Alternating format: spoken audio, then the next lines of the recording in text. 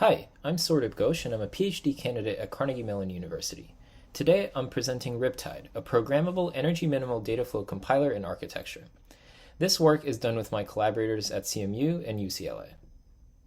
In this recording, I'll give some motivation and background for our work, introduce the RipTide compiler and architecture, including some details, and show some results. At the extreme edge, beyond routers and phones, low-power sensor devices are emerging in enormous numbers, maybe in the trillions soon. These devices, such as nanosatellites, tiny wearables, and wildlife monitoring devices, are requiring more complex applications, such as on-device inference and advanced digital signal processing. Compute on each device must be efficient and sustainable so each sensor can be deployed for years. Otherwise, it would be infeasible to maintain each device. To achieve this, it's important to first be flexible and run a variety of applications on ultra-low power, and second, do more compute and processing on-device rather than wasting energy on communication. The underlying computer architecture must be both energy efficient and flexible in its supported applications. Here, we compare some existing architectures.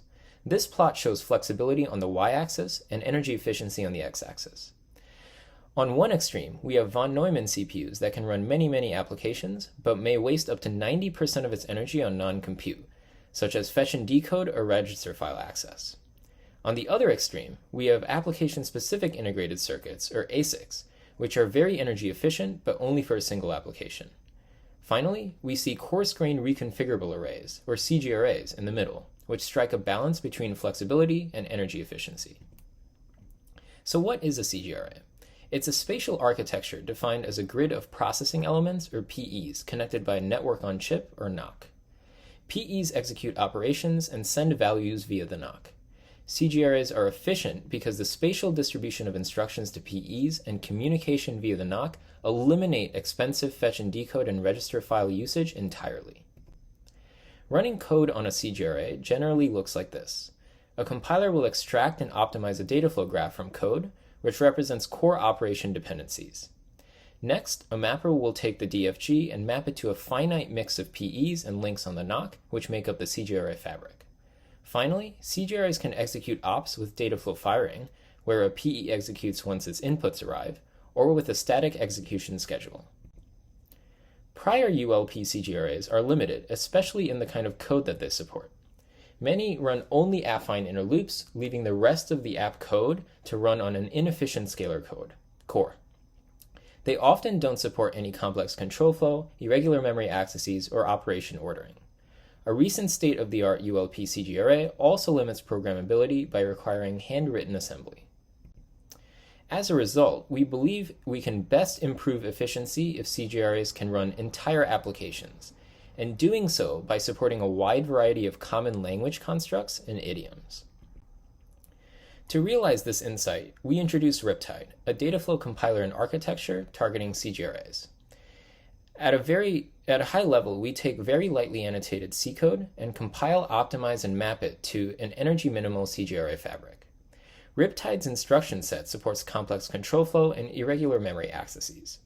Our compiler enforces operation ordering, such as between parallel memory operations, and optimizes the DFG by removing redundant computation and fusing subgraphs.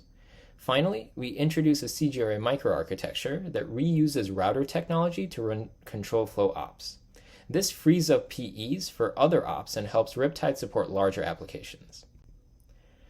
I'll discuss a couple of details about RipTide, the first being compiler-enforced memory ordering for potentially parallel memory ops. RipTide first builds an ordering graph that encodes memory dependencies in the compiler. It then prunes already enforced ordering arcs by analyzing existing data and control dependencies.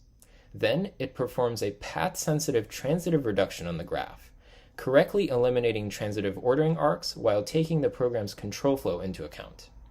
Finally, the remaining ordering arcs are enforced by adding data dependencies between memory ops in the final DFG. The other detail I'll discuss is RipTide's mapper. RipTide formulates place and route as a SAT or ILP problem that can be handled by a solver. We find that a SAT-based solution is typically adequate and the solver quickly finds a solution. On the other hand, an ILP-based solution is typically better but very slow to obtain. We also map only spatially, as we support variable latency operations and use Dataflow firing during execution rather than a static schedule. Here, we evaluate RipTide's results across 10 applications from dense and sparse linear algebra, graph processing, and signal processing. We compare to a baseline scalar core, a vector implementation, and Snafu, a recent state-of-the-art ULP CGRA, as we see on the x-axis. Each plot shows average numbers across the 10 applications.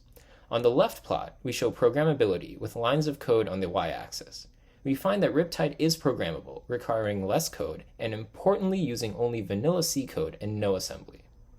In the middle, we show energy efficiency normalized to the scalar baseline, with energy savings on the y-axis. We find that RipTide saves 6.6 times as much energy as the baseline scalar core, and is more efficient than the state-of-the-art. On the right plot, we show performance normalized to the scalar baseline with speed up on the y-axis. We find that RipTide is 6.2 times faster than the baseline scalar core and faster than the state-of-the-art. In addition to these results, we have a full compiler implementation in LLVM and a full RTL implementation of our system that we've synthesized. Finally, we did a case study with a deep neural network and found that we could offload the entire DNN, including each layer, to RipTide with energy savings and performance gain. Thanks for listening. You can reach out to us with any questions or check out our research groups for more details.